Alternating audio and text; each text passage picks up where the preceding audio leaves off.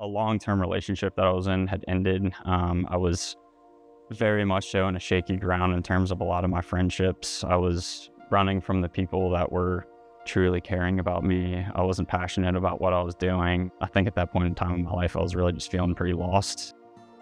I grew up in a Christian household. I was the youngest of three siblings. We were definitely a family that sat together at the dinner table every night, made sure to share good community with each other on a daily basis, and we were a super tight-knit group. I'd say that initially it probably started with the intention of putting pressure on myself to be able to follow in the footsteps or the sure footsteps of family or my siblings that were ahead of me. That was a potentially unhealthy method that became much more unhealthy once I started caring about perception and specifically how certain people would perceive my actions. I think that I would have called myself a Christian at that point in time in my life, but I really was not bearing any fruit, or my life was not a testimony to that knowledge and what was bestowed upon me. I definitely was putting on a front, and I think that that's something that's super dangerous. You're living two different lives, right? The one that's shown and the one that's hidden, and that detracts from your ability to show your personality.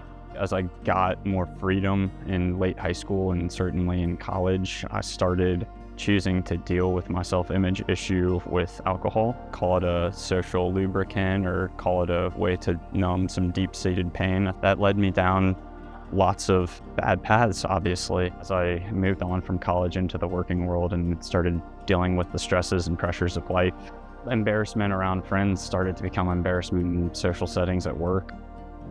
I was hiding this from my family and the true problem from my close friends for fear of how they would really see me. And the thought in my mind was continued to be tied back to that perception. And I didn't want my weakness to be shown in front of people so that they would have a reason to think Max is not doing well or Max isn't contributing in a way that he should be contributing. And that really scared me, and that made that conversation almost insurmountable in my mind. And I felt like I was, alone dealing with that issue, when in reality, I was alone dealing with that issue because it was a construct that I had put on myself. In reality, that's not the way that God sees us, and that's not the way that God wants us to live our lives. All of the issues and long-term problems and embarrassments that I was dealing with came to a front in late summer of 2022. For whatever reason, at that point in time, I was led to take the problems to my family and to take the problems to my close friends and to have the pointed and difficult conversations that were built up for such a long time and that were difficult, but needed to happen for the betterment of me and for the betterment of a relationship going forward. That was met in every single circumstance with love, with patience, with kindness, and with grace and mercy. And I feel like looking back on it, I can so clearly see God's love on me, unconditional love poured out over me during that time. My connection to Christ has been the only thing that's allowed for me to go through the storms of life and to be able to continue forward adequately.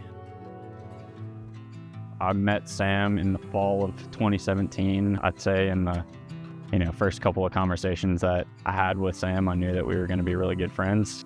He was athletic and loved sports, and I think that those are all things that I would like to think that I like to pursue as well. He was someone that was going to be a fun person to do college with. He always wanted to include as many people as possible, and it was honestly a step beyond inclusivity to just kind of showing how caring of a person he was. The part of Sam's passing that affected me the most and shaped me going forward was knowing what we know now about Sam, that he didn't necessarily feel the same joy that he naturally imprinted on all the people that he came in contact with and was around consistently. That thought is something that drives you and to really be focused on being present with people and making sure to call friends specifically throughout the week to check in on people when you feel like you're led to check in on people.